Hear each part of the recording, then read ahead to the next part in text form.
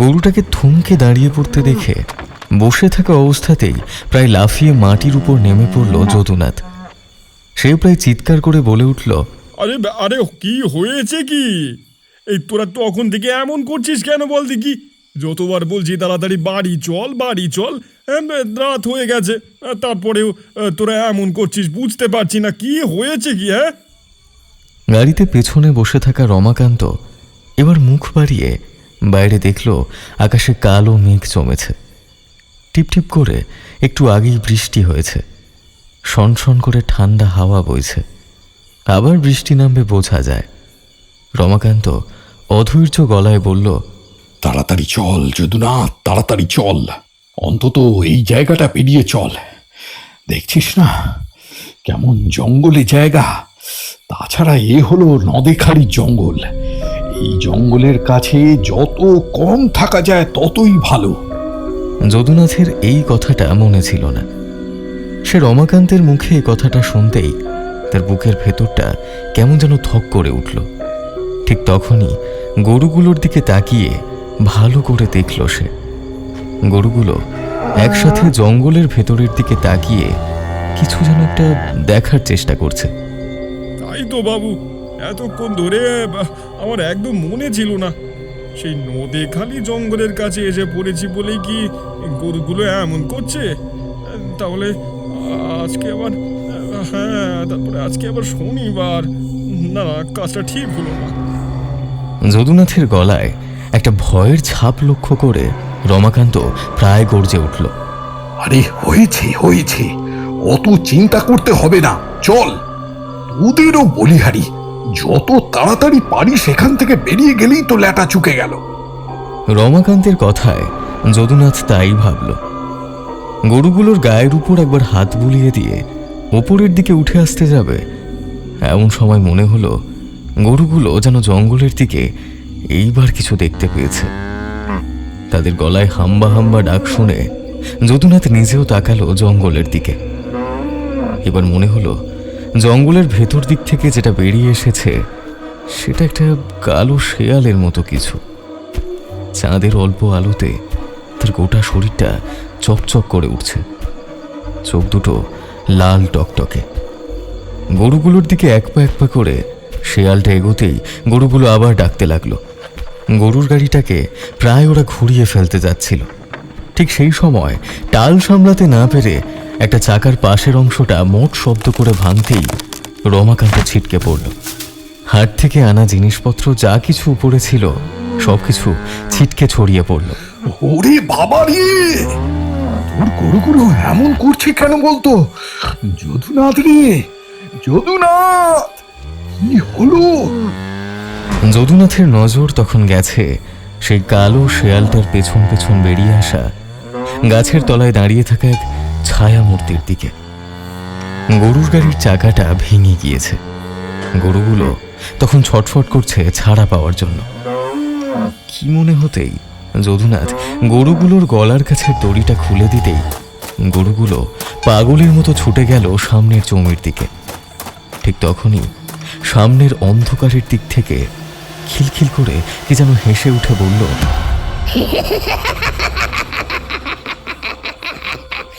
বড় খিদে পেয়েছে রামু, বড় খিদে পেয়েছে রে। অনেক দিন কোনো মানুষের মাংস খাইনি। কথাটা বলার সঙ্গে সঙ্গে সেই কালো শেয়ালটি ওদের লক্ষ্য করে ছুটে এলো সামনের দিকে। তারপর কিছু করার আগেই যদুনাথের গলা লক্ষ্য করে ঝাঁপিয়ে পড়ল। এই অদ্ভুত দৃশ্যটা রমাকান্ত নিজের চোখে দেখতে পেল যখন, ততক্ষণে যদুনাথের গলা থেকে গল গল করে রক্ত পড়ছে। কালো শিয়ালটা যদুনাথের গলার নলিটাকে এক টানে ছিঁড়ে ফেলেছে। সাদা ঝকঝকে দাঁত রক্তাক্ত হয়ে উঠেছে মুহূর্তের মধ্যে। রমাকান্তের বুকের ভেতর যেন মুহূর্তের মধ্যে একটা দামামা বেজে উঠল।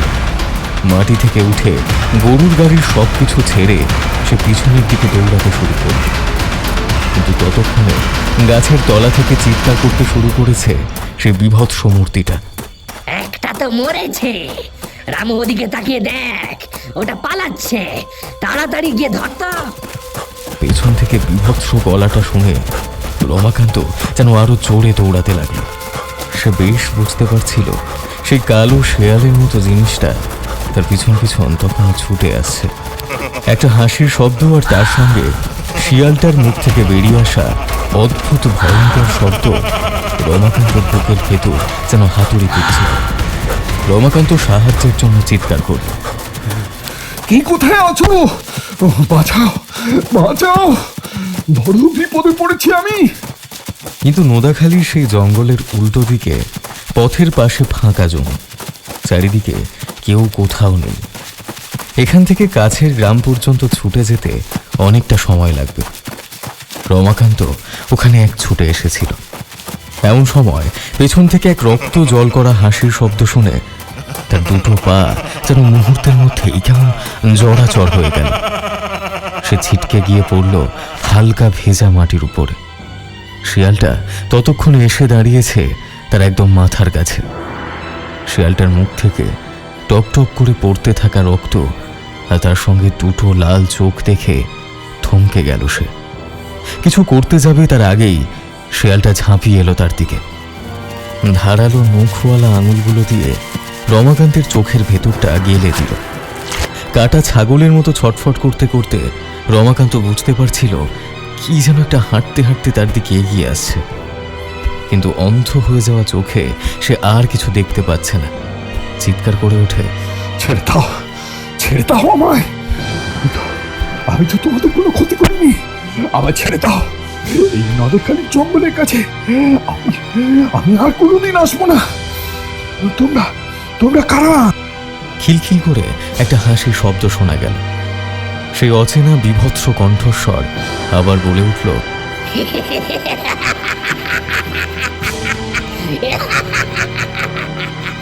রামু দুটো মানুষ হয়েছে, অনেক দিন ধরে মাংস খাওয়া যাবে, নিয়ে চল বেটাকে এখান থেকে। সঙ্গে সঙ্গে রমাকান্তর গলা লক্ষ্য করে ঝাঁপিয়ে পড়ল সেই শিয়ালটা। আর একটা আর্তনাদের সঙ্গে সঙ্গে নোদাখালীর জঙ্গলের গোটা পথটা রক্তাক্ত হয়ে গেল। রমাকান্ত নিশ্চুপ হয়ে পড়ল। যেন মনে হলো চাঁদের আলো থাকা সত্ত্বেও কালো অন্ধকার যুগ যুগ ধরে নেমে আসছে সেই পথের উপর।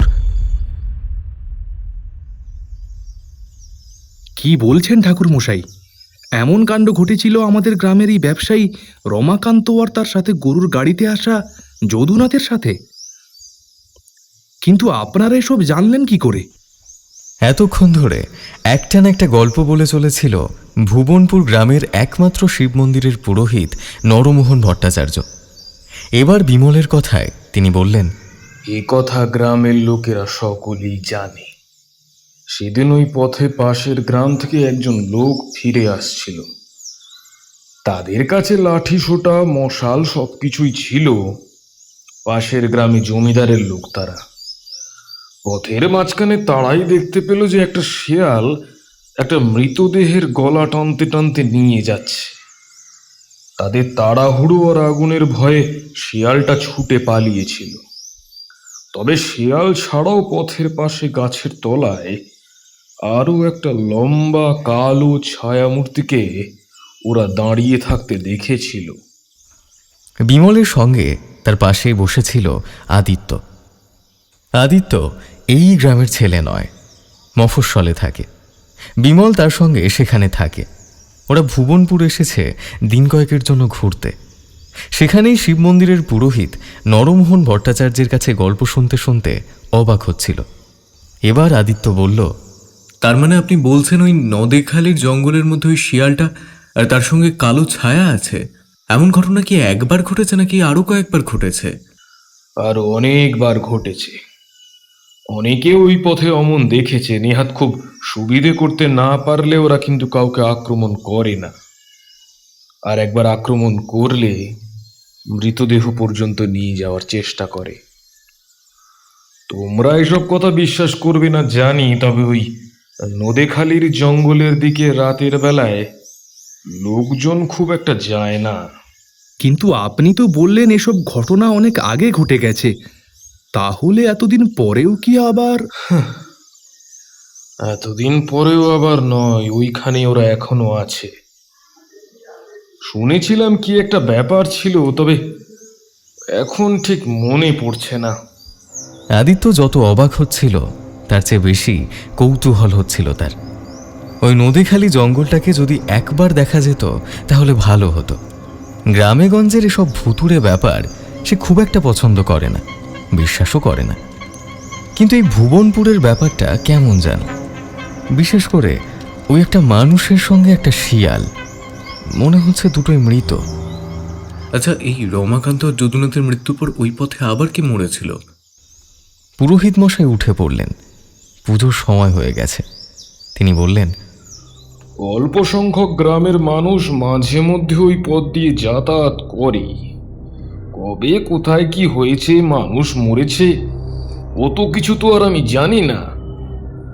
তবে তোমরা গ্রামে নতুন, শুনেছি গ্রামে ঘুরে ঘুরে বেড়াচ্ছ, তাই তোমাদের বললাম। আর যাই করো না কেন, ভুবনপুর পেরিয়ে নদীখালি জঙ্গলের দিকে অন্ধকার নামার পরে কখনো যেও না, কখনোই যেও না। মন্দিরের চাতাল থেকে নিচের দিকে নেমে এলো ওরা দুজন। চাঁদের আলো আর তার সঙ্গে অন্ধকার মিশে ভুবনপুরের মাটির রাস্তাটা যেন এক অদ্ভুত রহস্যময় বলে মনে হচ্ছে। লোকজন খুব একটা নেই, মন্দিরের মধ্যেই যে কজন রয়েছে, বাকি জায়গা ফাঁকা। ওরা এসে উঠেছে ভবানীচরণের বাড়িতে। সেই ভবানীচরণ ওদের গ্রামের কথা বলেছিল। তার সঙ্গে কথা বলার জন্য আদিত্য বাড়ি ফিরতে ফিরতে বলল, আমার কিন্তু না ব্যাপারটা বেশ ভালো লাগলো, জানিস তো। তোদের এই নদেখালি জঙ্গলে যদি একবার যাওয়া যেত। এখান থেকে অনেক দূরে গরুর গাড়ি ছাড়া সেখানে যাওয়া যাবে না, আর এইখানকার গ্রামের কেউই তো সেখানে যাবে বলে মনে হয় না। আমার মনে আছে ভবানীর বাড়ির পাশেই একটা গরুর গাড়ি আছে। দেখেছি যতদূর সম্ভব ওই পাশের বাড়ির ছেলেটা চালায়। কি যেন নাম, তাকে একবার বলে দেখবি? ওরা সেই মতো সব ঠিক করল। ভবানীচরণের বাড়ির পাশে গরুর গাড়ি যে চালায় তার নাম সদাশিব। পরদিন সকালেই সদাশিবকে সব কথা বলতে সে বলল, গ্রামের লোকেরা ভয়ে ওইদিকে যায় না, আমি তোমাদের নিয়ে যেতে পারবো না। তবে হ্যাঁ, নদীখালি জঙ্গলের কাজ পর্যন্ত পৌঁছে দিয়ে আসতে পারি। তার জন্য টাকা দিতে হবে, তবে টাকাটা কিন্তু আগে নেব। তোমরা ফিরে আসবে কি আসবে না তার তো কোনো ঠিক নেই। ফিরে তো আমরা আসবই, এত সহজে আমাদের কিছু হবে না। হ্যাঁ, তবে তোমায় তোমার টাকা দিয়ে দেবো, সেটা নিয়ে চিন্তা করো না। নদেখালি জঙ্গল কিন্তু আমরা চিনি না, চিনিয়ে নিয়ে যেতে হবে। নদীখালি জঙ্গলে যে যাচ্ছ, তোমরা জানো ওইখানে কি আছে? ওই বুড়ো আর ওই বুড়োর সঙ্গে থাকা এই শেয়ালটা যে কত ভয়ঙ্কর, সে কথা তোমরা জানো না। তোমার কথা শুনে তো মনে হচ্ছে এসব ব্যাপারে তুমি বেশ ভালোভাবেই জানো। পুরোহিত মশাই তো তেমন করে আমাদের কিছু বলতে পারলো না। তুমি বলো তো ভাই। গ্রামের বাইরের লোকদের এসব ব্যাপারে বলা বারণ আছে, আমি বলতে পারবো না। পুরোহিত মশাইয়ের কাছে একবার যেতে পারো, সে যদি বলে তাহলে আলাদা কথা। তোমরা কখন যাবে বলো? সন্ধেবেলা ভবানীচরণ মুখুজ্জে যখন তামাক খেয়ে ঘুমোবে তখনই বেরোবো। সন্ধে সন্ধে গিয়ে পৌঁছলে অন্তত জায়গাটা দেখা যাবে। তবে সারা রাত কিন্তু আমরা ওখানেই থাকবো। তুমি ভোরবেলা গাড়ি নিয়ে আবার আসবে। ভোরবেলা আমরা পথের কাছে চলে আসবো আবার, ঠিক আছে?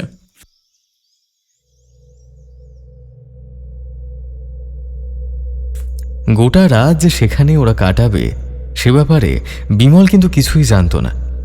কিন্তু আদিত্যর কথায় সে নাও বলতে পারল না। সদাশিব তাহলে তাকে ভীতু বলে মনে করত। সেদিন সন্ধ্যাবেলা ভবানীচরণ ঘুমিয়ে পড়ার পরে আদিত্য এবং বিমল নদীখালি জঙ্গলের কাছে গিয়ে পৌঁছল। ওদের নামিয়ে দেওয়ার সময় সদাশিব টাকা বুঝে নিয়ে বলল, কাল সকালে তেমন হলে একেবারে গ্রামের লোকজন নিয়ে আসবো। তোমাদের মৃতদেহ যদি খুঁজে পাওয়া যায়, কেননা জঙ্গলের খুব ভেতরের দিকে দিনের বেলাতেও লোকজন ঢুকতে সাহস পায় না। আর একটা কথা শোনো, শিয়ালটার কাছ থেকে দূরে থেকো। ওই বুড়োর ভূত কি করে না করে আমার জানা নেই, তবে শিয়ালটা থেকে দূরে থাকলে তোমাদের বিপদ কম হবে, বুঝলে? সদাশিব চলে যেতেই চারপাশের অন্ধকারটা যেন আরো বাড়তে লাগলো। জঙ্গলের দিক থেকে ঝিঁঝি পোকার ডাক শোনা যায়। আশেপাশে যত দূর চোখ যায় ফাঁকা জমি অনেক দূর পর্যন্ত গিয়ে যেন আকাশের সঙ্গে মিশেছে। এখানে আসার পরে কিন্তু বিমল একটা ইতস্তত বোধ করছিল। তবে আদিত্যর যেন কোনো কিছুরই চিন্তা নেই। জঙ্গলের দিকে স্থিরভাবে লক্ষ্য রেখে সে হাঁটতে হাঁটতে সামনের দিকে এগোতে লাগলো। কাজটা কি ঠিক হচ্ছে আদিত্য? এখন তো আমার মনে হচ্ছে ব্যাপারটা ভালো হলো না। জঙ্গলটা কেমন দেখছিস? টানা জঙ্গল, কোথাও কোনো মানুষ তো দূরের কথা, একটা কুকুর বেড়াল পর্যন্ত নেই। এখানে বিপদে পড়লে আমাদেরকে বাঁচাবে ভাই। আরে তুই এত ভয় পাচ্ছিস কেন? এসব গ্রামের লোকের চালাকি। আরে তুই এত ভয় পাচ্ছিস কেন? এইসব গ্রামের লোকেদের চালাকি নিশ্চয়ই। এখানে কিছু ব্যাপার আছে নিশ্চয়ই। আর তাছাড়া তুই ভালো করেই জানিস নদেখালি জঙ্গলের কথা শুনেই আমরা এখানে এসেছি। ভবানীচরণ মুখার্জির কাছে গ্রাম ঘুরতে আসার যে কথা বলেছি সেটা আসলে মিথ্যে কথা, সেটা তো তুই জানিস। এখন চল, ওই দেখ ওই গাছটার তলার কাছ থেকে একটা ভেতরে যাওয়ার পথ আছে বলে মনে হচ্ছে না? আরে ওইখানে ওটা কি পড়ে রয়েছে? চাঁদের আলোয় জিনিসটা লক্ষ্য করে ওরা গাছের কাছাকাছি এগোতেই ভয়ে বিমলের গোটা শরীরটা যেন থরথর করে কেঁপে উঠল। একটা মানুষ, তার মাথাটা যেন একটু আগে কেউ ছিঁড়ে নিয়ে গেছে। গল গল করে রক্ত বেরোচ্ছে। মানুষের দেহটা পড়ে রয়েছে, গোটা শরীরে আঁচড় আর কামড়ের চিহ্ন। যেন একটু আগেই কেউ মাথাটা কামড়ে নিয়েছে, কিন্তু ওদের দেখে সরে গেছে। আদিত্য বলল, একটু আগে আরও কেউ এখানে ছিল। আমরা এদিকে আসার সঙ্গে সঙ্গে জঙ্গলের ভেতরে ঢুকে গেছে। না, ব্যাপারটা ঠিক নয়। এমনভাবে মানুষের মাথা কে ছেড়ে নিতে পারে? শিয়ালের কাজ বলে তো মনে হচ্ছে না। আরে তুই বুঝতে পারছিস না, এসব শিয়ালের কাজ নয়, সাধারণ মানুষেরও কাজ নয়। তুই শুনিসনি? আরে কি হয়েছিল? জঙ্গলের ভেতর থেকে একটা শব্দ ভেসে আসছে, শুনতে পাচ্ছিস? একটা খসখস শব্দ জঙ্গলের দিক থেকে ভেসে আসতে লাগলো বাইরের দিকে। কেমন যেন শুকনো পাতার উপর কেউ পায়ে পায়ে হেঁটে চলেছে। ওরা দুজনেই আড়ষ্ট হয়ে সেখানে দাঁড়িয়ে রইল। ওরা জঙ্গলের দিকেই তাকিয়ে দেখছিল। হঠাৎ বিমলের নজর নিচের দিকে যাওয়ার সঙ্গে সঙ্গে সে প্রায় চিৎকার করে উঠল। আরে দেহটা কোথায় গেল? বিমলের চিৎকারে আদিত্য নিচের দিকে তাকালো। ঘাসের উপর রক্ত পড়ে রয়েছে বটে, কিন্তু মৃতদেহটা নেই। ওরা যেই সামনের দিকে তাকিয়েছে সেই সময় যেন কেউ একটা মৃতদেহটা সেখান থেকে এক ঝলকে বার করে নিয়েছে। কাঁপা কাঁপা গলায় বিমল বলল, আমার কথা শোন আদিত্য, বাড়ি ফিরে যাই চল। এখন তাড়াতাড়ি গেলে হয়তো সদাশিবকে পাওয়া যাবে। যাওয়ার সময় তো বলল যদি ভয় পাই তাহলে যেন ফিরে যাই। ও আস্তে আস্তে গাড়ি চালিয়ে বাড়ির দিকে যাবে। তোর ফিরতে হলে তুই যা, আমি যাব না। এই জঙ্গলে কি আছে সেটা আমাকে দেখতেই হবে। না দেখে ফিরে গেলে শান্তিতে ঘুমোতে পারবো না, বুঝলি? শব্দটা কোথা থেকে আসছে, চল তো দেখি। শব্দটার উৎস দেখার জন্য দুপা সামনের দিকে এগোতে না এগোতেই ওরা দেখতে পেল এক মাঝবয়সী লোক, প্রায় খালি গায়ে, গলার উপর একটা গামছা ফেলা, ধুতি পরা ছোট করে, হাতে একটা লণ্ঠন। লোকটা যেন ওদের দেখতে পেয়ে অবাক হয়ে গেছে। ওরা কিছু বলার আগেই লোকটা বলে উঠল, আরে দাদা বাবুরা, আপনারা এখানে কি করছেন? এই সময় এখানে রাতের বেলা গরুর গাড়িতে আসলেন নাকি? আমরা গরুর গাড়িতেই এসেছি ভুবনপুর থেকে। তুমি এখানে কি করছো? জঙ্গলের কাছে তো লোকজন থাকে না বলেই শুনেছি। হ্যাঁ, ঠিকই শুনছেন। আমরা আসছি ওই দিকের গ্রাম থেকে। সেই গ্রামে এক বড় বিপদ হয়ে গেছে, তাই আমার বাবুকে এখানে নিয়ে এসে সেখান থেকে চলে আসতে হয়েছে। তুমি জঙ্গলের মধ্যে আছো কোথায়? জঙ্গলের মধ্যে থাকার জায়গা আছে নাকি? এবার দাঁত বের করে হাসল লোকটা, অর্থাৎ রামু। তার সাদা দাঁতগুলো চাঁদের আলো যেন ঝকঝক করে উঠল। লণ্ঠনটাকে আরেকটু বাড়িয়ে দিয়ে সে বলল, জঙ্গলের মধ্যে কুড়ে ঘর মতো বানিয়েছি। বাবুর শরীর তো ভালো নয়, বাবুকে নিয়ে এখানেই থাকি। বাবুর দেখাশোনা না করলে সে আর এক সমস্যা। আপনারা ভেতরে ঢুকলে আসুন না, বাবুর সঙ্গে একবার দেখা করিয়ে দিই। কৌতূহল দুজনেরই হচ্ছিল। যে জঙ্গল নিয়ে ভুবনপুরের লোকেরা এত গল্প বলে সেই জঙ্গলের মধ্যে লোকটা আছে, তার উপর কুঁড়ে ঘরের মধ্যে তার বাবুকে রেখেছে। বাবু মানে নিশ্চয়ই তার থেকে বেশি বয়স হবে। আদিত্য আস্তে আস্তে বলল, দেখেছিস, জঙ্গলের মধ্যে লোক পর্যন্ত রয়েছে, আর তুই মিছে মিছে ভয় পাচ্ছিস। আরে গ্রামের লোকেরা ওসব ভয়ের গল্প ছড়িয়ে রাখে যাতে রাতের দিকে এদিকে লোকজন না আসে। নিশ্চয়ই বড় জঙ্গলে লোকজন কাঠ কেটে নিয়ে যায়। তাছাড়া গাছ কাটা আটকানোর জন্য চারিদিকে যা চলছে,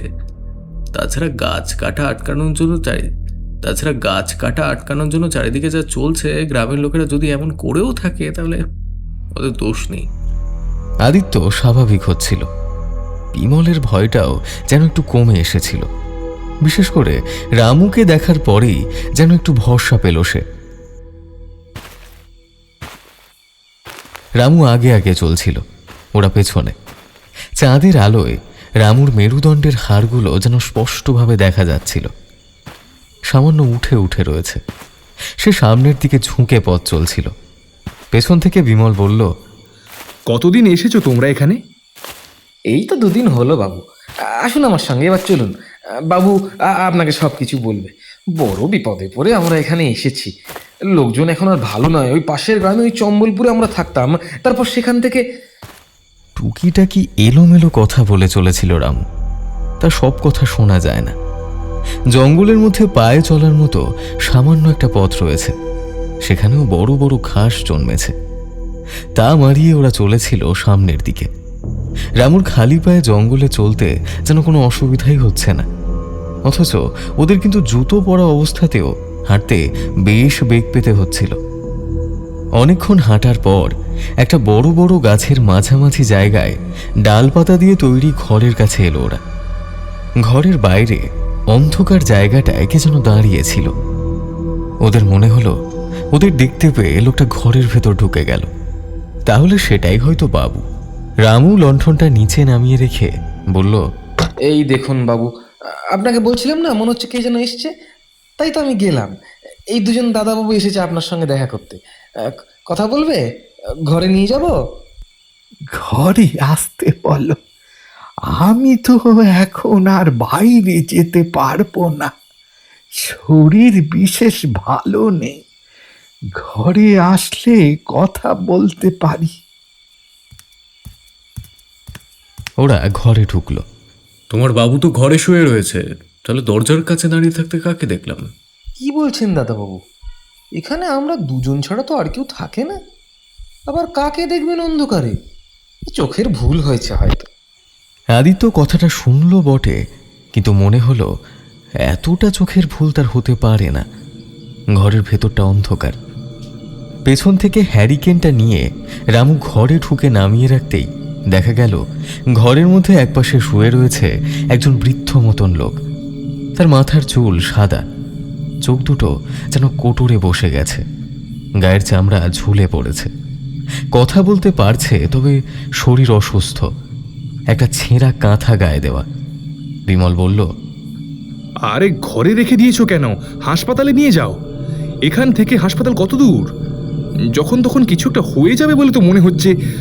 কি হয়েছে কি? আসলে বয়স হয়েছে তো বাবুর। কি যে এক রোগ হয়েছে কেউ ধরতে পারে না। শরীরে রক্ত থাকে না, শরীর ফ্যাকাশে হয়ে যায়, আর তাছাড়া চলাফেরাও সেভাবে করতে পারে না। মাঝে মাঝে ওঠে, কিন্তু সব সময় নয়। দাদাবাবুরা, তো তোমরা বসো, তোমাদের খাবার জন্য আমি কিছু নিয়ে আসি। রামু বেরিয়ে গেল। বৃদ্ধ লোকটা কোনো রকমে উঠে বসার চেষ্টা করতে গেলে বিমল তার হাত ধরে আবার সরিয়ে নিল। আরে আপনার গা তো ভীষণ ঠান্ডা, বোধহয় জ্বর হয়েছে। কিন্তু জ্বর হলে তো গরম হওয়ার কথা, এত ঠান্ডা। আপনি বরং শুয়ে থাকুন, উঠতে হবে না। জঙ্গলের মধ্যে আপনারা থাকেন কি করে? 2-1 দিন এসেছেন রামুর কাছে শুনলাম, কিন্তু রান্না বান্না, খাওয়া দাওয়া? এমন সময় রামু এসে ঘরে ঢুকল। তার দুটো হাতে দুটো বড় বড় পাতা, গোল গোল পাতা, আর তার নিচের দিকে মাটির দুটো থালা, তার উপর ভাত, আর তার সঙ্গে আরও একটা সবজি। আদিত্য অবাক হয়ে বলল, আরে এত খাবার তুমি কোথায় পেলে, তাও আবার এই জঙ্গলের মধ্যে? আসার সময় অনেক কিছু নিয়ে এসেছিলাম। তাছাড়া গ্রামে আমি চুপি চুপি ঢুকে গিয়ে সকালেই চাল আর খানিকটা তরি তরকারি নিয়ে এসেছি। তাই দিয়ে একটা সবজি আর একটা ভাত রান্না করেছি। বাবু কিছু না খেলে তো হবে না। কিন্তু বাবুকে দিলে না, তুমি যে আমাদের দিলে।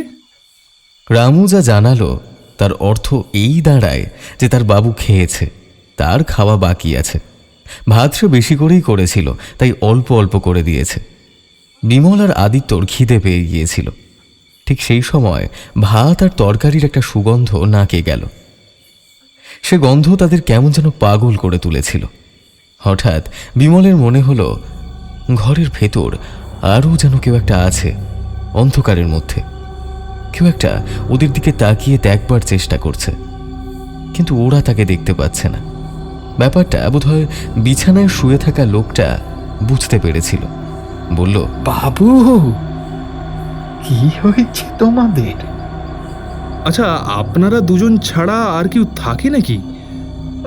না মানে কেমন যেন মনে হলো একটু আগে কেউ একটা ছিল এখানে। যখন জঙ্গলের পথে এখানে আসছিলাম যেন মনে হচ্ছিল ঘরের সামনে কেউ একটা দাঁড়িয়েছিল। আমাদের দেখার সঙ্গে সঙ্গেই ভেতরে ঢুকলো, কিন্তু ভেতরে তো আপনি ছাড়া আর কেউ নেই। ওদের খাওয়া শেষ হয়ে যেতেই তাড়াহুড়ো করে সমস্ত খাবার খেয়ে থালা নামিয়ে দিতেই রামু থালা নিয়ে চলে গেল বটে, কিন্তু যাওয়ার আগে আদিত্যর মনে হলো রামু চোখ দুটো কেমন যেন জল জল করে উঠল। ঠিক সেই সময় বিছানায় শুয়ে থাকা বৃদ্ধ লোকটার দিকে তাকাতে আদিত্য অবাক হয়ে গেল। সেই শুকিয়ে আসা চোখ, সেই কোটরে ঢুকে যাওয়া চোখ দুটো যেন উজ্জ্বলভাবে তাকিয়ে রয়েছে তাদেরই দিকে। আদিত্যর সঙ্গে চোখাচোখি হতেই সে বৃদ্ধ চোখ বুজে ফেলল। আদিত্যর মনে হলো এবার কোথায় যেন একটা গন্ডগোল হচ্ছে। কিছু একটা গন্ডগোল তো হচ্ছেই। পুরোহিত মশাই যেন কি একটা বলেছিল। বৃদ্ধের সঙ্গে অনেকক্ষণ কথা বলার পরে ওরা উঠতে গেল। বৃদ্ধ বলল, রামু, যাও যাও, দাদা বাবুদের একটু পৌঁছে দিয়ে এসো দেখি। আমার কাছে এলো, বড় বড় ভালো লাগলো, বুঝলে? পরে পরে অন্য কোনো সময় এসো, তোমাদের গ্রামের কথা বলবো। বড় বিপদে পড়ে গ্রাম ছেড়ে এখানে আছি। কাল সকালেই আসবো আমরা, না হয় এখন তো রাত হয়ে গেছে। সকালে এলে আমাদের দেখা পাবেন না। আমি তো লোকেদের ভয়ে সকালবেলা সকালবেলা আমাদের এখানে আসবেন না। রামুর কথাগুলো কেমন যেন এলোমেলো, অসংলগ্ন বলে মনে হচ্ছিল।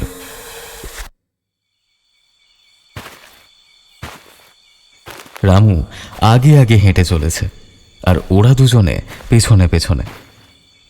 অনেকটা হেঁটে আসার পরেও কিন্তু জঙ্গল পেরিয়ে গ্রামের পথ পড়ল না। তখন একটু অবাক হয়ে গেল বিমল। সে ফিসফিস করে বলল, কি ব্যাপার বলতো? আসার সময় তো এতক্ষণ সময় লেগেছিল বলে মনে হয় না, যাওয়ার সময় এত সময় লাগছে কেন? রামু, তুমি কি পথ ভুল করেছো নাকি? কথাটা বলার সঙ্গে সঙ্গেই রামু ঠিক করে হেসে উঠল। আর তারপরেই পেছনের দিকে ঘুরে তাকাতে না তাকাতেই তার হাতের হারিকেনটা দপ করে নিভে গেল। কিন্তু এইটুকুর মধ্যেই যা দেখার ওরা দেখে ফেলেছে। রামুর মুখের ভেতর থেকে দুপাশ থেকে বেরিয়ে এসেছে সাদা ঝকঝকে লম্বা লম্বা দুটো দাঁত। তার চোখের মণি দুটো কেমন যেন বদলে গিয়ে লাল হয়ে গেছে। এমন সময় রামু খিলখিল করে হেসে উঠল। পথ ভুল করব কেন? ঠিক পথেই তো এসেছি। তোদের দুটোকেই তো এই জঙ্গলের মধ্যে মারতে হবে রে। কতদিন পর নিজে থেকে কেউ আমাদের খাদ্য হবে বলে এখানে এসেছে। রামুর এমন কথার উত্তরে ওরা কিছু বলতে যাবে তার আগেই পেছনের দিক থেকে শোনা গেল আর একটা গলা। ঠিক বলেছিস রামু, চোখের সামনে খাবার থাকলেও চুপ করে শুয়ে থাকতে ভালো লাগছিল না। কিন্তু কি করব, বেটারা ভাতের তরকারি ভেবে যা খেয়েছে সেটা কি তা তো বুঝতে পারছে না। কি আবার খাবে? ওই যেটাকে মেরেছিলাম তার নাড়ি ভড়ি, এই সমস্ত কিছুই তো দিয়েছি। কথাটা শোনার সঙ্গে সঙ্গে বিমল আর আদিত্যর মনে হলো তাদের পেটের ভিতরটা কেমন যেন মোচড় দিয়ে উঠেছে। মুখের ভেতরে অদ্ভুত একটা গন্ধ কি যেন লেগে রয়েছে জিভে। খাওয়ার সময় কেমন অদ্ভুত মতো লাগছিল, কিন্তু তখন ব্যাপারটা বুঝতে পারিনি। এখন যেন মনে হলো তাদের হাতেও লেগে রয়েছে রক্তের মতো কি যেন। অল্প জলে ওরা হাত ধুয়ে মুছে নিয়েছিল, কিন্তু এখন সেই জলটাও যেন রক্তের মতো বলেই মনে হচ্ছে। এসব তোমরা কি বলছো? তোমরা কারা রামু? তোমার চোখের অবস্থা এমন হলো কি করে? ততক্ষণে পেছনের দিকে এসে দাঁড়ানো সেই কালো লম্বা ছায়াটাকে বিমল দেখতে পেয়েছে। বিমলের ভয় আগেই হচ্ছিল, এখন সে ভয়ে ঠকঠক করে কাঁপতে কাঁপতে বলল, আমি আগেই বলেছিলাম সব কিছু অবিশ্বাস করা ঠিক নয়। দেখলি আদিত্য, তুই জঙ্গলের মধ্যে আমাকে না হলেই ভালো হতো। এই কুটিরে থাকার সময় আমার কেমন ঠান্ডা লাগছিল। লোকটার গা ভীষণ ঠান্ডা ছিল কি করে? গন্ধ পেয়েছিলাম, তোদের গন্ধ পেয়েই তো সেখানে গিয়েছিলাম। তোরা এত বোকা, বুঝতেও পারলি না। হঠাৎ করে ওই সময় আমি ওখানে গেলাম কি করে? টের আমি সবই পেয়েছিলাম, কিন্তু অপেক্ষা করছিলাম কখন তোরা সামনে আসবি, কখন তোরা তোদের রূপ নিয়ে আসবি। আমার কোনো ক্ষতি তোরা করতে পারবি না। এই দেখ। কথাটা বলার সঙ্গে সঙ্গে আদিত্য তার জামার ভেতর থেকে একটা তাবিজের মতো কি যেন বার করলো, আর সেটা দেখার সঙ্গে সঙ্গেই রামু ছিটকে গেল দুহাত পেছনে। চিৎকার করে ওঠার সঙ্গে সঙ্গেই রামুর চেহারাটা বদলে গেল একটা কালো শেয়ালে। শেয়ালটা মুখ তুলে একবার অদ্ভুতভাবে তাকালো, আর তারপরেই বিমলের দিকে ছুটে এলো। আদিত্যর পেছন থেকে সরে গেল সেই কালো ছায়াটা। বিমলের গলা বরাবর একবার হাত চালিয়ে দিল সে, কিন্তু বিমল সরে যাওয়ার জন্য আদিত্য দুটো হাত তুলে বিমলকে আড়াল করে দাঁড়ালো। বলল, অনেকদিন ধরে শুনেছি নদেখালি জঙ্গলের কথা, কিন্তু আসবো আসবো করে কিছুতেই আশা হচ্ছিল না। তোরা কি ভেবেছিস এমনি এমনি জঙ্গলে ঢুকে পড়েছি আমি? এ কবজ আমার কাছে যতক্ষণ আছে, তুই কিংবা তোর ওই পোষা শিয়াল রামু আমার কোনো ক্ষতি করতে পারবি না।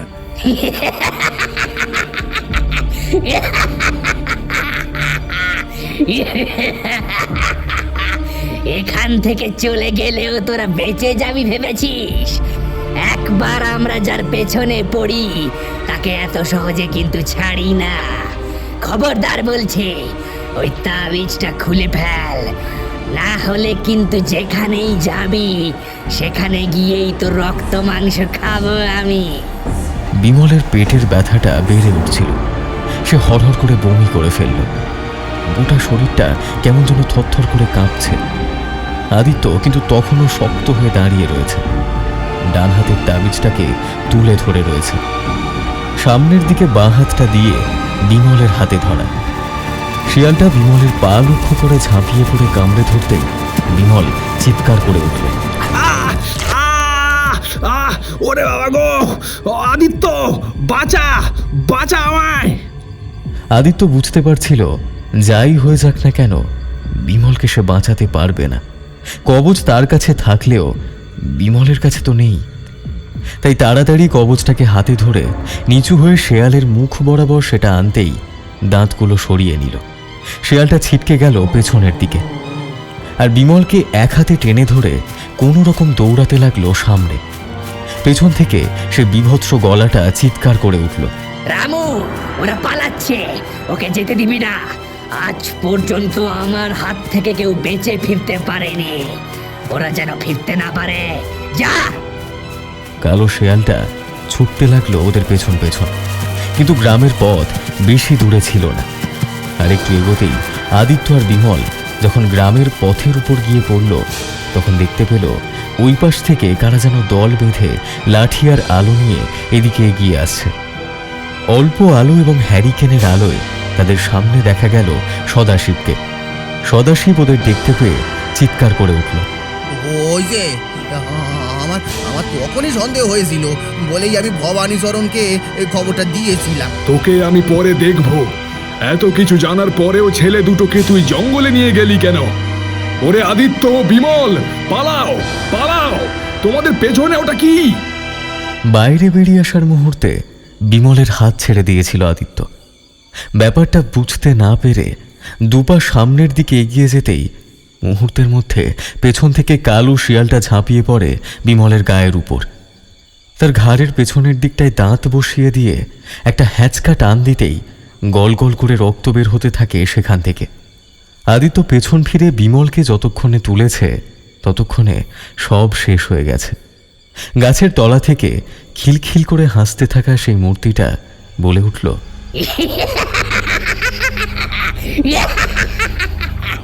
একটা মরেছে আর একটা বাকি আছে। যেদিন তোর গলা থেকে ওই তাবিজটা খুলবে সেই দিনই তোর শেষ দিন। এই আমার কথাটা মনে রাখিস। চলে আয় রামু। কালো শেয়ালটা ছুটতে লাগলো জঙ্গলের দিকে। এদিকে ভবানীচরণ সঙ্গে আরও অনেকে আলু আর লাঠি হাতে নিয়ে ছুটে গেল সেদিকে, কিন্তু নাগাল পেল না। তার আগেই ওরা ঢুকে পড়েছে জঙ্গলের ভিতরে। পেছন থেকে ঠাকুরমশাই নরহরি ভট্টাচার্য এগিয়ে এসেছিল। বিমলের তখন নাভিশ্বাস উঠেছে। সে আমতা আমতা করে বলল, খবরদার আদিত্য, মনের ভুলেও কোনোদিনও গলা থেকে তাবিজটা খুলবি না, যাই হয়ে যাক না কেন। ওই তাবিজটা খুললেই কিন্তু তোকে শয়তানটা মেরে ফেলবে। আর ওই শিয়ালটা বড় ভয়ানক। গ্রামের কবিরাজকে ডাকতে হবে, যেভাবেই হোক বিমলকে বাঁচাতে হবে ঠাকুরমশাই। ভবানীচরণ বাবু, আপনারা দাঁড়িয়ে আছেন কেন? আর কিছু করার নেই বাবা। যেমন ভাবে ওর গলা কামড়েছে ওই শিয়ালটা, তাতে ওকে আর বাঁচানো যাবে না। কিছুক্ষণের মধ্যেই ও মারা পড়বে। আদিত্যের চোখে জল এলো। সে তাড়াতাড়ি বিমলকে কোলে তুলে ফেলল। তাড়াতাড়ি তাকে নিয়ে ছুটে সবাই মিলে যখন গরুর গাড়িতে তুলে ফেলেছে ততক্ষণে বিমলের শেষ নিঃশ্বাস বেরিয়ে এসেছে। বিমল মারা যাওয়ার আগে সে আদিত্যর হাতটা শক্ত করে চেপে ধরে বলল, আর কখনো এমন কাজ করিস না আদিত্য, আর কখনো করিস না।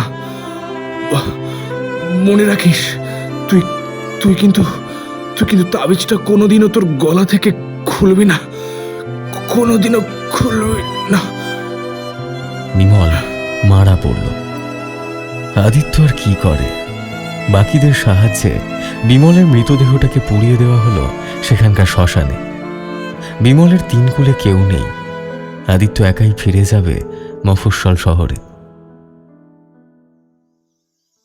সেদিন যাওয়ার আগে সে মন্দিরে গেলেও পুরোহিত মশাইয়ের সঙ্গে দেখা করে সমস্ত কথা খুলে বলতেই সে ভারী আশ্চর্য হয়ে বলল, তার মানে আমি যে কথা শুনেছিলাম সেটাই ঠিক। তোমরা যা বলছো তার মানে ওই রামুর সঙ্গে যে ছিল সে হলো আদিনাথ চক্রবর্তী। আদিনাথ চক্রবর্তী? সেটা আবার কে? নদেখালির জঙ্গলের পাশের গ্রামে আদিনাথ চক্রবর্তী বলে একজন থাকতো। তার রোগ হয়েছিল, শরীর সাদা ফ্যাকাশে হয়ে গিয়েছিল, গায়ে চামড়া ঝুলে গিয়েছিল, চোখ দুটো কোটরে ঢুকে গেছিল। অনেক কবিরাজ অনেক চেষ্টা করেছিল, কিন্তু কেউ কিছুতেই কিছু করতে পারেনি। একসময় এক তান্ত্রিক তার কাছে এসেছিল। তাকে দেখে শুনে তান্ত্রিক বলেছিলেন, শয়তান বাসা বেঁধেছে তোর শরীরে, তোকে বাঁচতে হলে একটা কাজ করতে হবে। আমি সেই উপায় বলে দেব, কিন্তু সে উপায় বড় ভয়ঙ্কর। প্রতি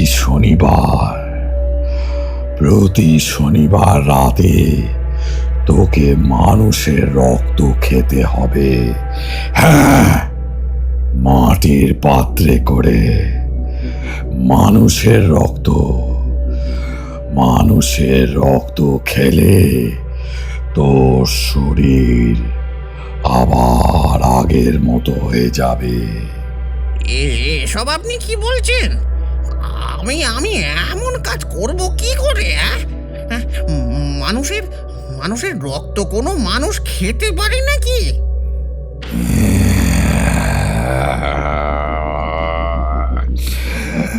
তোর উপর শয়তানের নজর পড়েছে। ও জীবন জুড়ে যে পাপ কাজ করেছে তার জন্য এমন রোগ তোর শরীরে বাসা বেঁধেছে।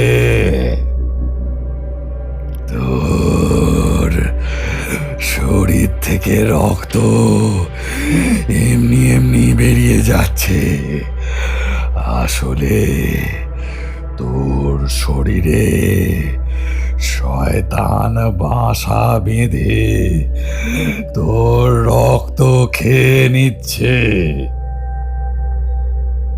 আর তোর শরীর তাকে রক্ত যোগান দিতে পারছে না, আর তোর শরীর তোকে রক্ত যোগান দিতে পারছে না।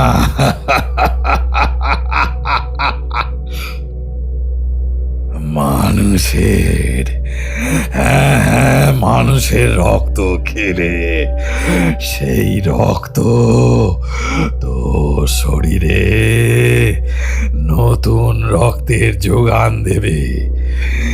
যে শয়তান তোর শরীরে বাসা বেঁধেছে সে তার পুষ্টি পাবে। কিন্তু কিন্তু এমন ভাবে প্রত্যেক শনিবার মানুষের রক্ত পাবো কোথায়? মানুষকে মারবো? নিজের ভালোর জন্য এমন অনেক কিছুই করতে হয়, বুঝলি? যদি তা না করতে পারিস তাহলে 1 মাসের মধ্যে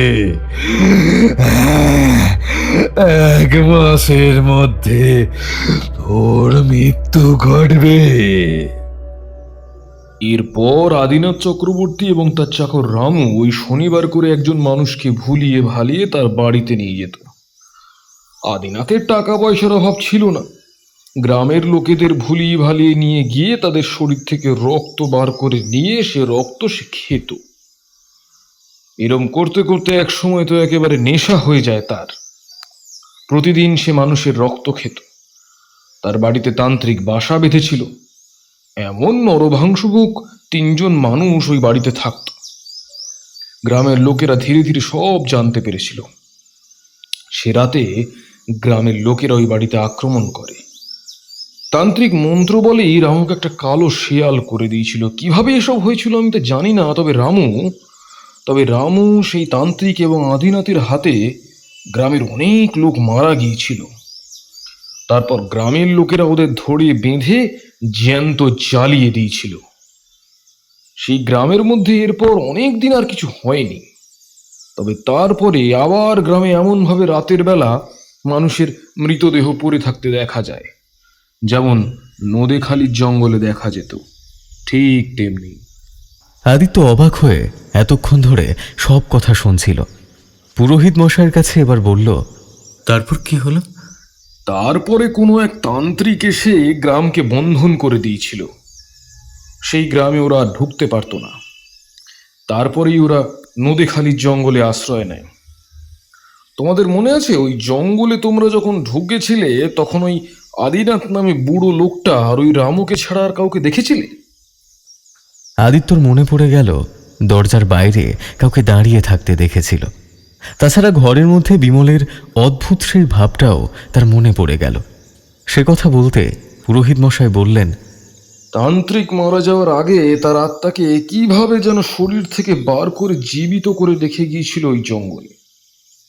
তার আত্মা থাকে ওখানে। ওই আত্মাই ওদের আসলে পথ দেখায়। নতুন মানুষের মাংস, নতুন মানুষের রক্তের জন্য এরা অনেক চেষ্টা করছে। আমরা নদেখালির জঙ্গলে ঢুকে তান্ত্রিক দিয়ে ওদের খুঁজে বার করার চেষ্টা করেছি, কিন্তু পারিনি। নদেখালির জঙ্গল অনেক বড়, অত বড় জায়গায় তো আর বাঁধন দেওয়া যায় না। তাছাড়া ওই তান্ত্রিকের ক্ষমতাও নেহাত কম নয়। এবার বুঝলে কেন তোমাদের ওই জঙ্গলে যেতে বারণ করেছিলাম? আদিত্য সবকিছুই বুঝতে পারল। এটাও বুঝতে পারল একমাত্র তার জন্যই তার একটা মাত্র বন্ধু বিমল এমনভাবে মারা পড়েছে। সে পুরোহিত মশাইয়ের কাছে প্রতিজ্ঞা করে বলল, পুরোহিত মশাই, আর কখনো জেনে শুনে এমন কোনো ঘটনার সঙ্গে আমি জড়িয়ে পড়ব না। যা কিছু অদ্ভুত অলৌকিক ব্যাপার থাকে, আজ থেকে সেই সব কিছুই আমি বিশ্বাস করব। এখন চলি পুরোহিত মশাই। 10 বছর কেটে গিয়েছে। আদিত্য বিয়ে করে মফস্বল শহরেই তার সংসার পেতেছে। তাদের 3 বছরের একটা মেয়েও রয়েছে। সেদিন অফিস থেকে ফিরেই একটু ক্লান্ত লাগছিল আদিত্যর। সে শুয়ে পড়েছিল। 3 বছরের মেয়েটা খেলতে খেলতে বিছানা থেকে আদিত্যর গায়ের উপর উঠে আসে। আদিত্য একটা হাফ প্যান্ট পরে বিছানায় শুয়েছিল। মেয়েটা খেলতে খেলতে তার গলাতে থাকা তাবিজটা ধরে টানতে থাকে। তাবিজের সঙ্গে থাকা কালো সুতোটা দাঁত দিয়ে কামড়াতে কামড়াতে কখন যেন একটা হ্যাঁচকা টান দিয়ে তাবিজটাকে গলা থেকে সরিয়ে সে ছুঁড়ে মারে নিচের দিকে। তারপর আবার নিজের মতোই চলে যায়। এদিকে আদিত্যর স্ত্রী এসে দেখে আদিত্য ঘুমাচ্ছে। সন্ধে হয়ে গেছে। ঘরের জানালাটা বন্ধ করে দিয়ে ঘরে হালকা একটা আলো জ্বেলে সে চলে যায় রান্নাঘরের দিকে নিজের কাজের জন্য। আদিত্যর যখন ঘুমটা ভাঙে তখন অনেকটা অন্ধকার হয়ে গেছে। চারপাশে ঘরের আলোটাও কখন যেন নিভে গেছে। বিছানা থেকে সে নিচের দিকে নামতে যাবে এমন সময় ঘরের মধ্যে একটা অদ্ভুত গন্ধ পেয়ে তার বুকের ভেতরে যেন কেমন করে ওঠে। এই গন্ধটা 10 বছর আগে সেই নদীখালির জঙ্গলের মধ্যে পেয়েছিল, সেই কুঁড়ে ঘরের কাছে। আশ্চর্য, এতদিন আগের সেই গন্ধটা আজকে হঠাৎ এই ঘরের মধ্যে এলো কি করে? লাবণী, লাবণী, কোথায় গেলে তুমি? লাবণীকে ডাকতে ডাকতে আস্তে আস্তে নিচের দিকে নামতে যাবে আদিত্য। ঠিক সেই সময় দেখতে পেল ঘরের খোলা দরজাটার কাছে 4 হাত পায়ে কুকুরের মতো কেউ একটা দাঁড়িয়ে আছে। বিছানার পাশেই আলো জ্বালাবার সুইচটা টিপতেও আলো জ্বলল না। সেই কালো মূর্তিটার লাল দুটো চোখ যেন হঠাৎ করে আদিত্যকে মনে করিয়ে দিল একটা কথা। ভুবনপুর গ্রাম ছেড়ে আসবার সময় পুরোহিত বলেছিল, একটা কথা মনে রেখো আদিত্য, ওই আদিনাথ চক্রবর্তী, রামু, এমনকি সেই তান্ত্রিক, এই 3 জনের প্রেতাত্মা কিন্তু একসঙ্গেই আছে। তাদের ক্ষমতা নেহাত কম নয়। ওদের হাত থেকে আজ পর্যন্ত কেউ বাঁচতে পারেনি। যারা কোনো মতে বেঁচে ফিরে এসেছে তারাও পরে কোনো না কোনো সময় মরেছে। ওরা কিন্তু তোমার পিছু নেবেই। আজ থেকে 10 বছর পরে হলেও ওরা তোমার পিছনে আসবেই। আদিত্য জানে ওরা পিছু নিয়েছে। বারবার রাতের অন্ধকারে সে যখন একা হয়েছে কালো শিয়ালটাকে সে দেখতে পেয়েছে। কখনো মনে হয়েছে মাথার পেছন থেকে ঠান্ডা হাওয়া বয়ে গেছে, কখনো বা অন্য কিছু। কিন্তু আজ তার এমন ভয় করছে কেন? আদিত্য চিৎকার করে বলে ওঠে, আমার ক্ষতি তোরা করতে পারবি না, কিচ্ছু করতে পারবি না, যতক্ষণ পর্যন্ত আমার গলায় তাবিজটা। কথাটা বলতে বলতেই আদিত্য নিজের গলার উপরে হাত দিতেই তার গোটা শরীর যেন মুহূর্তের মধ্যেই ঠান্ডা হয়ে যায়। ঠিক তখনই একটা 10 বছর আগের চেনা গলার হাসির কণ্ঠস্বর শুনে পেছনের দিকে মুখ ঘুরিয়ে তাকাতেই আদিত্য দেখতে পায় তার ঠিক মাথার কাছে দাঁড়িয়ে রয়েছে সেই বুড়ো। তার মুখের চামড়া ঝুলে এসেছে, চোখ দুটো ঢুকে গেছে। তার গোটা শরীর খালি গা, গোটা শরীর যেন সাদা ফ্যাকাশে ধকধক করছে। শরীরে যেন একটুও রক্ত নেই। শিয়ালটা এক পা করে ঘরের ভেতরে ঢুকে আসছে। ঠিক তখনই আর একটা ব্যাপার লক্ষ্য করে এই প্রথমবারের মতো আদিত্য বুঝতে পারে পুরোহিত মশাই ঠিক বলেছিল, ওরা সংখ্যায় 3 জন। আদিত্য যে বিছানায় বসে আছে ঠিক সেই ঘরেরই এক কোণে অন্ধকারের ভেতর যেন দলা পাকিয়ে দাঁড়িয়ে আছে একটা কালো ছায়ামূর্তি। ছায়ামূর্তি বলে ওঠে, এইবার তোকে কে বাঁচাবে? মুহূর্তের মধ্যে আদিত্যর মাথার ভেতর সবকিছু পরিষ্কার হয়ে যায়। তান্ত্রিক সব সময় ছিল, তান্ত্রিককে সবাই দেখেছে। ওই কালো ছায়ামূর্তিটা অন্য কিছু নয়, ওটাই হলো আসলে তান্ত্রিক। ওই বুড়োর শরীর ওরা ওই ঘরের মধ্যেই দেখেছিল। বুড়োটাকে আর ওরা দেখতে পায়নি। তান্ত্রিকের সঙ্গেই ঘুরে বেড়াতো তারই মন্ত্রপুত রামুর শেয়াল হয়ে যাওয়া শরীরটা। আদিত্য লাবণীর নাম ধরে প্রাণপণে চিৎকার করে উঠল। আর ঠিক তখনই কালো শিয়ালটা ছুটে এসে একেবারে ঝাঁপিয়ে পড়ল আদিত্যর গলা লক্ষ্য করে। এক কামড়েই গলা থেকে কণ্ঠনালীটা ছিঁড়ে গেল। গল গল করে রক্ত বেরোতে লাগলো। কাটা ছাগলের মতো আদিত্য বিছানায় ছটফট করছে। এমন সময় সেই কালো মূর্তিটা বলে উঠল, অনেক দিন অপেক্ষা করতে হয়েছে। আজ আর একটা নয়, তিনটে মৃতদেহ নিয়ে যাব। তিনটে। চলে আয় রান্নাঘরের দিকে।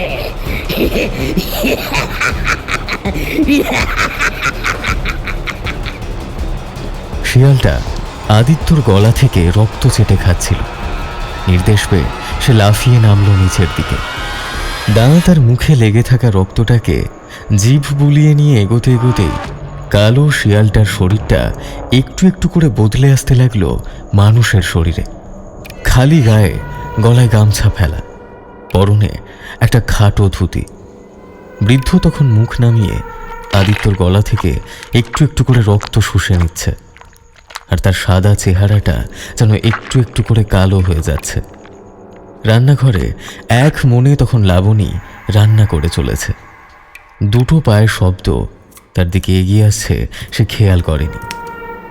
পায়ের কাছেই খেলে চলেছিল তার 3 বছরের মেয়ে রত্না। সে এবার দৌড়ে এগিয়ে গেল বারান্দার দিকে। লাবণী জানতেও পারল না সেই 2 প্রেত মূর্তি তখন এগিয়ে এসেছে তার 3 বছরের মেয়েটাকে লক্ষ্য করে। বাচ্চা মেয়েটার গলায় একটা তীব্র চিৎকার শুনে লাবণী ছুটে গেল বারান্দার দিকে। আর তারপরে দেখল বারান্দার আলোটা কখন যেন নিভে ঘুটঘুট করছে অন্ধকার। সেই অন্ধকারের মধ্যেও যেন কেউ একটা তাকিয়ে দেখছে তার দিকে।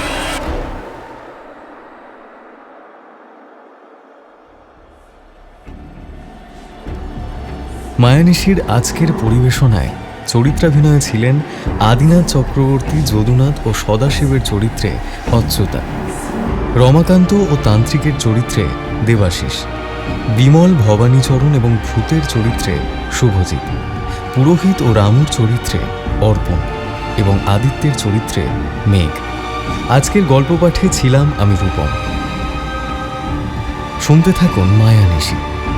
গল্পটি ভালো লাগলে লাইক, শেয়ার এবং সাবস্ক্রাইব করতে ভুলবেন না।